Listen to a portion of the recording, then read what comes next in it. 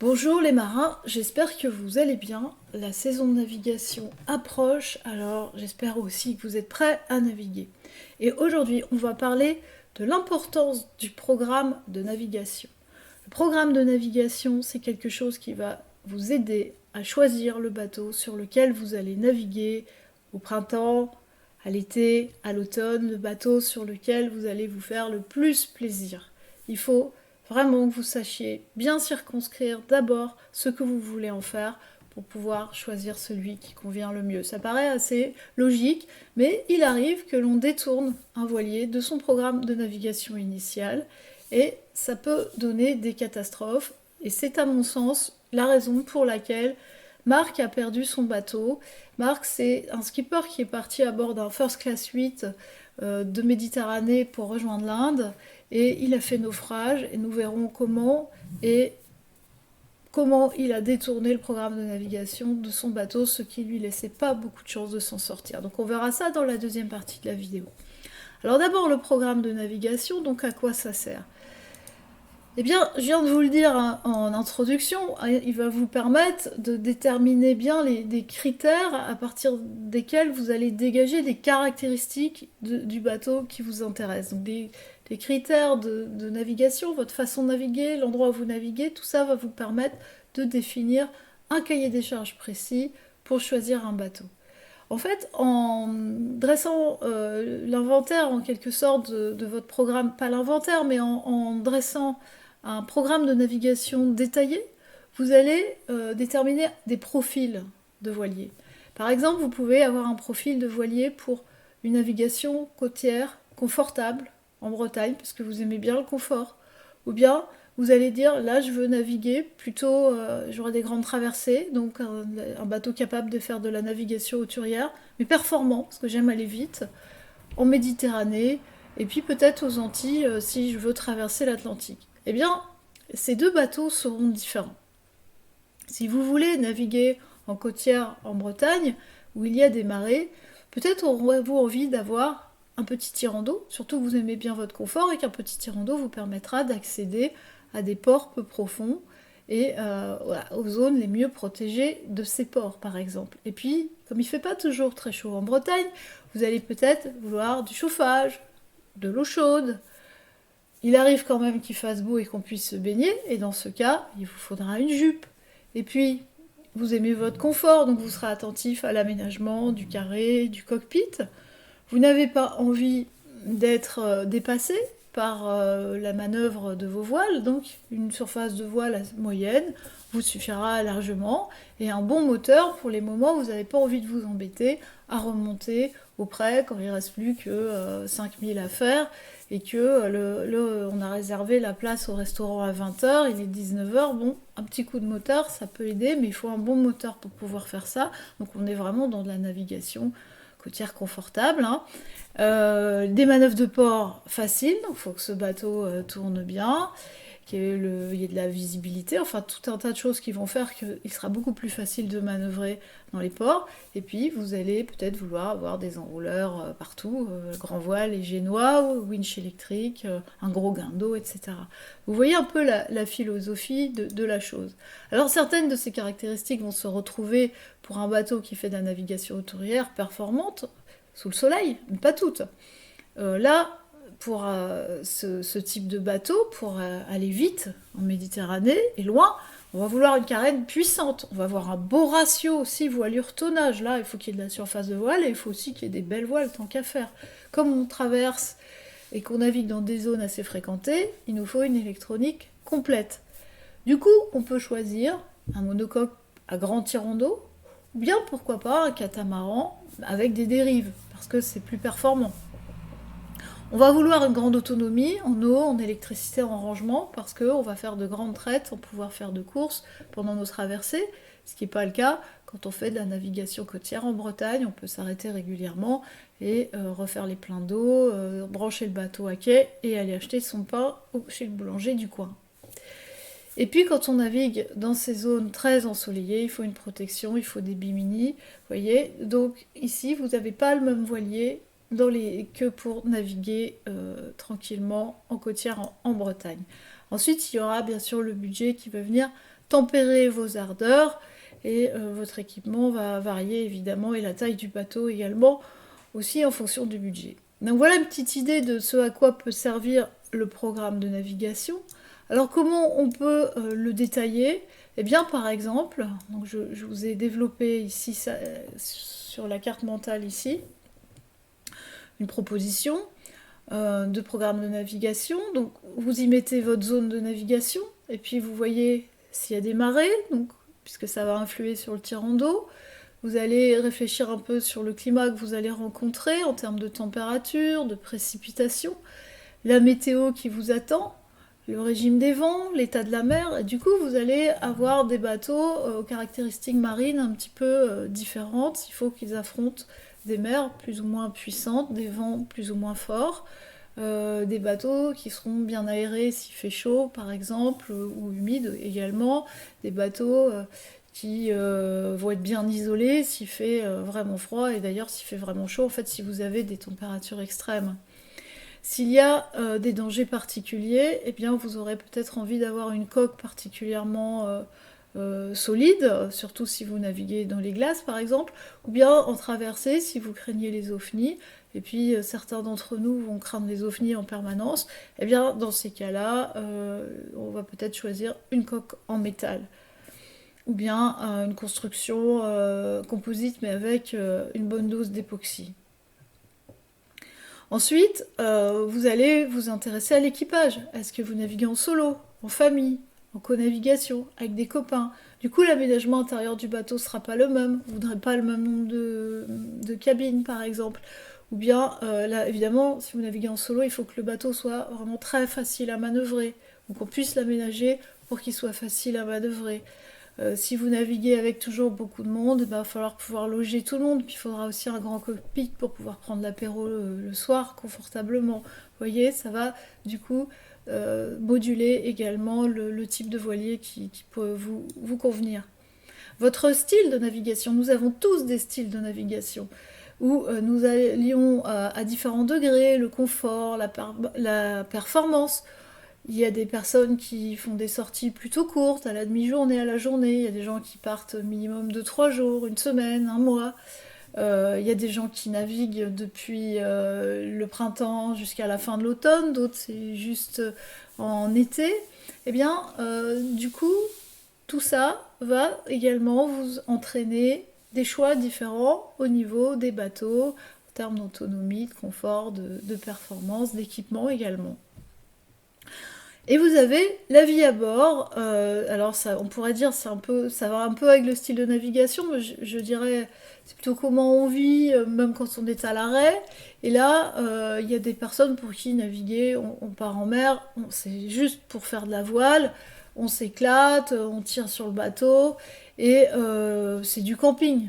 On s'en fiche, on n'est pas là pour le confort, pour ça on a la maison. Donc il n'y a pas vraiment de souci de ce côté-là. On va pas se concentrer beaucoup sur le confort à l'intérieur du bateau.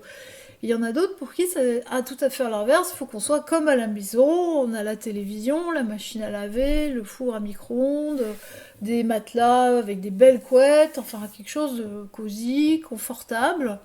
Du coup, ça fera un bateau sans doute assez lourd également et plutôt grand. Et puis, il y a des gens qui aiment bien aussi aller au ponton tous les soirs et au resto également. Donc ces bateaux-là, par contre, il n'y aura pas besoin d'avoir, par exemple, une belle cuisine, puisque de toute façon, on cuisine très peu, on va au restaurant, vous voyez, ni beaucoup d'autonomie, puisqu'on s'arrête tous les soirs dans des ports où il y a de l'eau, de l'électricité et des magasins pas loin. Enfin, est-ce que vous aimez mouiller votre ancre? Est-ce que vous allez vous amarrer à un corps mort plutôt que le mouillage à l'encre, c'est pas votre truc? Vous échouez? Ou bien non, c'est le port tout le temps, vous voyez? Et bah du coup, le poste de mouillage sera pas le même forcément. Donc vous allez peut-être vouloir avoir un beau davier à l'avant, un gain d'eau puissant, voilà, être bien à votre aise pour jeter l'ancre. Bien vous en fichez, vous allez peut-être vouloir un bateau qui échoue sur béquille, qui est un dériveur intégral, un bateau, un biquille, que sais-je. Donc Vous voyez un peu comment, à partir d'un programme de navigation, on commence à se projeter, on est déjà en croisière, on voit comment on navigue au fil de la journée, quand on arrive au port, etc. Et bien de ça, on va déduire les caractéristiques du bateau idéal, mais idéal pour vous, bien entendu, pas pour moi, pas pour votre voisin, en fonction de votre façon de naviguer à vous et également de votre expérience, parce qu'il y a des bateaux qui pourraient vous plaire, mais qui seront peut-être pas encore à votre portée. Il faut que vous progressiez encore. Alors, maintenant que vous avez bien saisi ce qu'est ce programme de navigation et pourquoi il est intéressant, enfin j'espère que vous l'avez compris, mais si vous voulez des précisions, vous n'hésitez pas, vous me posez des questions, je lis tous les commentaires sous les vidéos et je réponds. Et donc, l'importance du programme de navigation, eh bien, c'est quelque chose qui... Je me demande si ça a échappé à Marc, je comprends pas trop. On a ici un navigateur, un skipper professionnel d'ailleurs, qui a perdu son bateau dans le golfe de Suez et on va regarder un petit peu ce qui s'est passé parce qu'il a vraiment complètement détourné le programme de navigation de son voilier, de son First Class 8. Alors quel était son projet? Eh bien, Marc voulait partir de Martigues, donc sur la côte méditerranéenne française, pour se rendre à Mumbai en Inde. Donc ça fait un périple de 6500 milles où il devait traverser la Méditerranée, le canal de Suez, le golfe de Suez, rentrer dans l'océan Indien. Donc une très belle navigation avec des parties côtières, des parties hauturières. Et il voulait faire ça en solitaire. À bord d'un First Class 8, vous disais-je.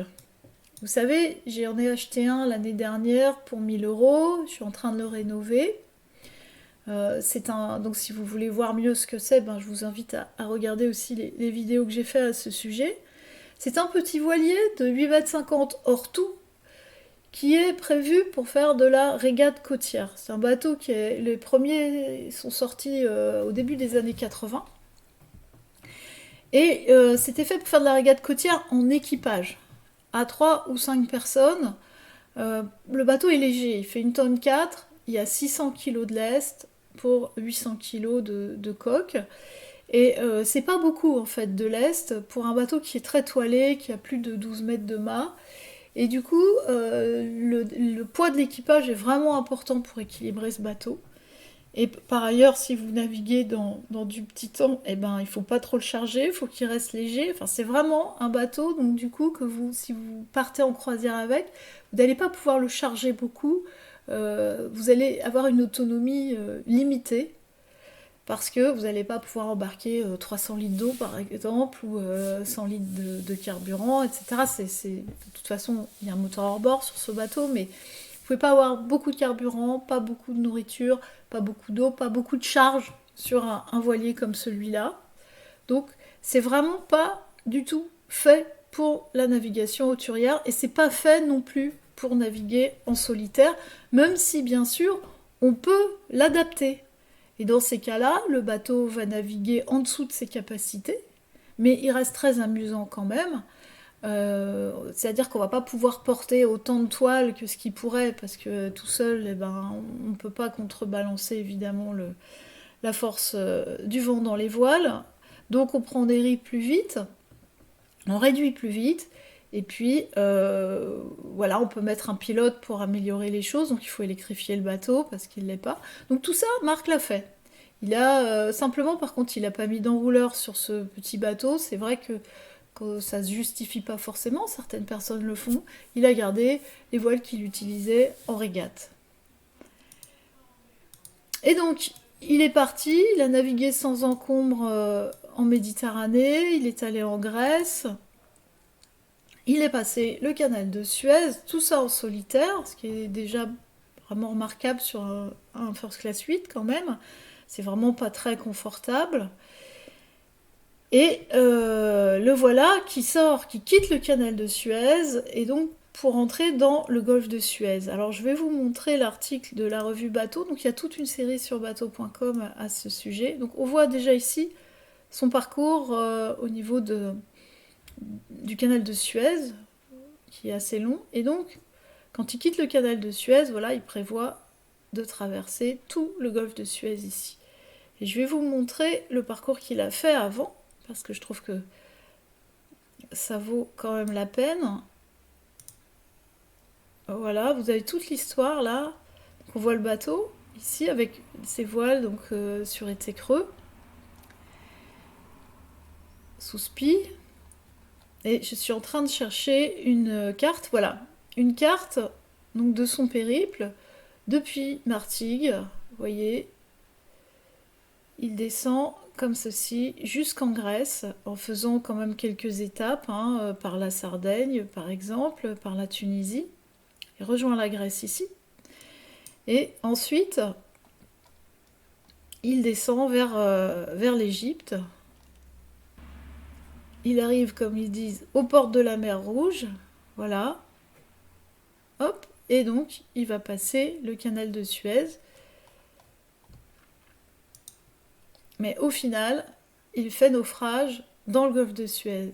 Alors que s'est-il passé alors que tout allait bien jusque-là? Il fait le récit de son naufrage dans cet article, je vous résume ça. Donc, à l'origine, en sortant du canal de Suez, Marc a au maximum 18 nœuds de vent annoncés par la météo, donc des conditions maniables, surtout que c'est du portant. Et il a prévu de s'arrêter le soir. Sauf que il trouve pas d'abri quand le soir arrive, et que donc finalement il décide de continuer et de naviguer de nuit.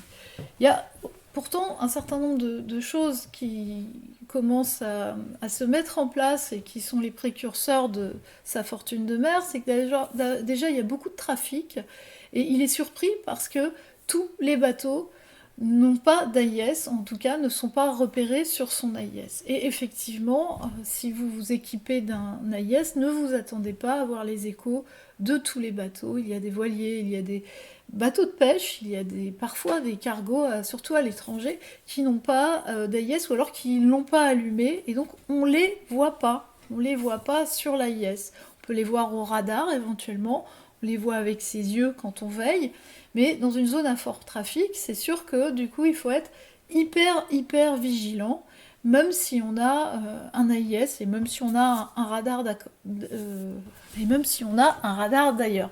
Alors Marc est tout seul en plus, hein, donc il va pas pouvoir dormir, mais il décide quand même de continuer de nuit.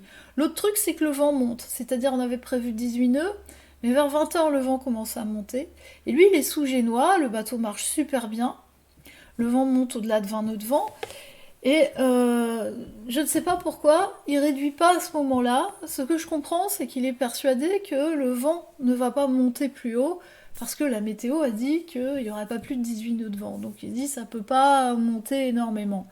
Manque de chance, eh bien le vent monte rapidement et il va monter jusqu'à plus de 40 nœuds.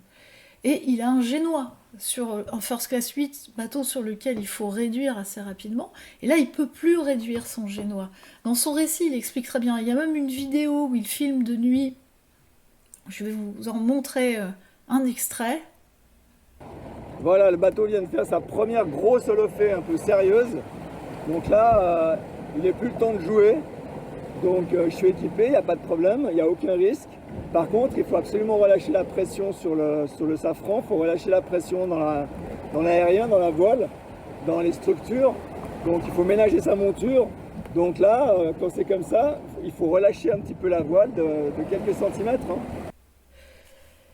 Et donc on voit bien que le fait qu'il n'ait pas réduit son génois à temps, eh bien c'est ça qui va le mettre le plus en difficulté ensuite, parce qu'il ne va pas pouvoir s'abriter. À un moment pendant la nuit, il se dit mais c'est épouvantable, donc le vent monte, la mer se lève, il y a 2-3 mètres de creux, je peux pas réduire. Du coup il choque ses écoutes, il laisse battre le génois vers l'avant du bateau en drapeau. Alors bien sûr au bout d'un moment le génois va se déchirer, et puis le bateau n'est pas hyper manœuvrant parce qu'il a plus de voile. Néanmoins il continue d'avancer parce que le vent souffle vraiment très fort. Mais sans voile pour l'OFE, eh bien, c'est pas facile d'éviter les bateaux, et puis c'est pas facile d'essayer de trouver un abri sur la côte. À un moment, il voit un abri à 1 mille, il démarre son moteur hors bord, mais il y a beaucoup trop de vent et de mer, et il ne parvient pas à manœuvrer son bateau, à remonter contre le vent, qui est très fort, pour aller vers cet abri. Donc il se met à la cape, mais il a peur des autres bateaux, et puis il voit qu'il dérive inexorablement vers la côte, qui est vraiment toute proche, et donc du coup, il va appeler les secours. Alors pourquoi il ne pouvait pas réduire la toile? Eh bien parce que ce type de bateau, quand vous allez à l'avant d'un First Class 8, rien qu'avec votre poids, vous faites enfourner, peut-être pas complètement, mais s'il y a des équipiers à l'avant, ça va, mais dès qu'il y a de la mer, effectivement, l'étrave a tendance à enfourner quand il y a un équipier à l'avant. Donc en général, vous vous faites tremper. J'avais remarqué ça en le ramenant, et il y avait que justement 17 nœuds, 18 nœuds de vent. Au large de la pointe de Pinmar, je suis allée changer une voile, mais je suis revenue à l'arrière du bateau, j'étais trempée comme une soupe. Mais j'avais un équipier quand même pour tenir la barre pendant ce temps-là, et il n'y avait pas de risque que le bateau, pour le bateau de Sancier, on était auprès de toute façon. Et donc, si vous ne réduisez pas assez tôt et que vous êtes en solitaire, eh bien après, ça devient très compliqué, effectivement, d'affaler cette voile. Alors, comment j'analyse le naufrage? Eh bien, du coup, on voit, de mon point de vue, il y a eu une mauvaise anticipation de sa part, il a eu beaucoup trop confiance dans la météo. C'est pas parce que la météo vous dit qu'il va y avoir 15 ou 18 nœuds de vent, mais enfin, si le vent continue à monter, il faut réduire, faut pas se poser de questions, il faut porter la toile du temps. Tant pis, on renverra après.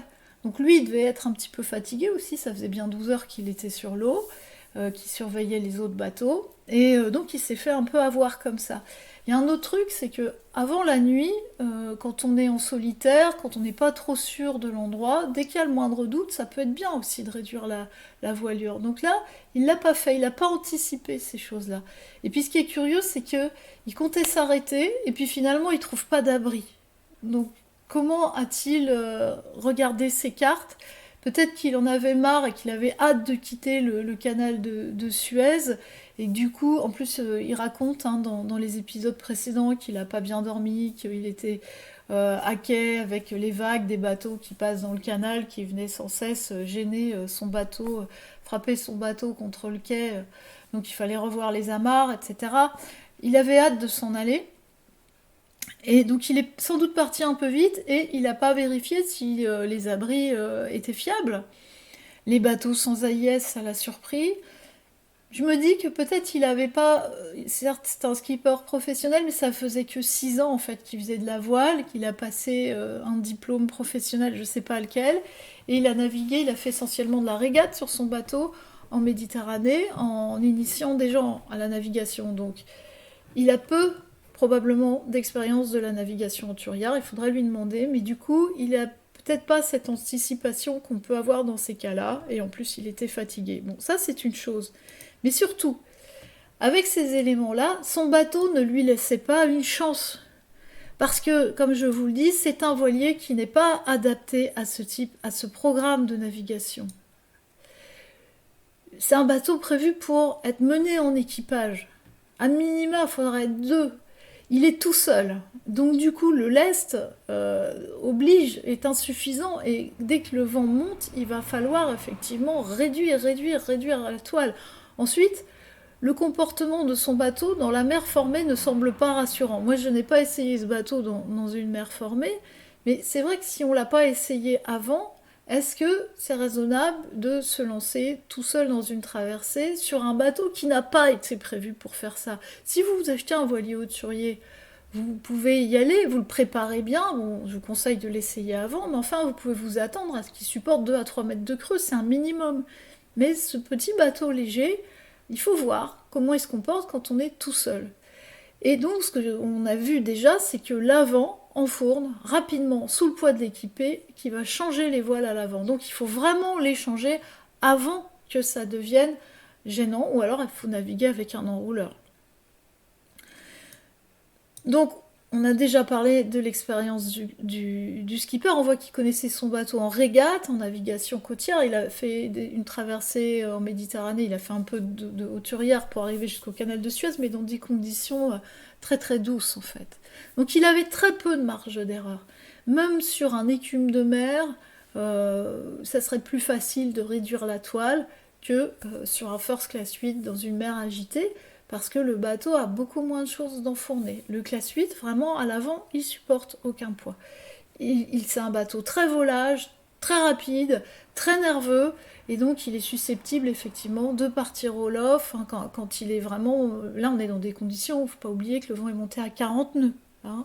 Donc c'est pas un bateau fait pour faire de la croisière en solitaire, ou alors faut vraiment être très bon et anticiper énormément. On n'a pas le droit à l'erreur. Donc voilà pourquoi vraiment l'histoire du programme de navigation, c'est quelque chose qui est vraiment très important. Je vous ai préparé toute une formation pour acheter un bateau et bien faire son programme de navigation, bien le rédiger avant, pour bien avoir un bon cahier des charges, etc.